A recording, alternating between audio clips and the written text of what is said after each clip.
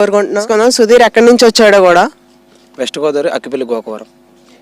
అక్విల్ గోపారం అన్న. ఇక్కడ నీకు ఇప్పుడు ఈ డిఫెన్స్ అకాడమీకి వెళ్ళకముందు ఇంకేమైనా అకాడమీస్కి వెళ్ళావన్నా, లేదంటే ఇదే నీ స్టార్టింగ్ అకాడమీ అన్నా? ఇప్పుడు వచ్చి నాకు అకాడమీ ఎలా ఉంటుంది అనేది తెలియదు. ఫస్ట్ టైం ధృవ డిఫెన్స్ అకాడమీ తెలుసుకున్నామంటే ఇట్లా కాంటాక్ట్ చేయడంగానే ఇలా 800 మీటర్స్ కాంపిటీషన్ ఉందంటారు.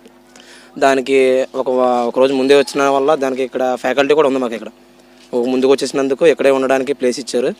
అక్కడ మార్నింగ్ 800 మీటర్స్ వేసిన దాంట్లో బెస్ట్ 50లో నేను సెలెక్ట్ అయ్యాను. దానికోసం ఇంట్లో కూడా దీనికోసం గొడవ అయింది. వద్దు, అంత మనీ అయితే వద్దు, నువ్వు వెళ్ళలేదని చెప్పేశారు. మనీ అవసరం లేదు, ఏమీ అవసరం లేదు, అక్కడ మొత్తం ఫ్రీగానే ఉంది కోచింగ్ అనేది ఇంట్లో చెప్పంగానే ఇప్పుడు ఒప్పుకున్నారు అనమాట. నేను ఇక్కడికి ఫస్ట్ నాకు ఇప్పుడు దాకా అకాడమీ అంటే ఏంటో తెలియదు అసలు.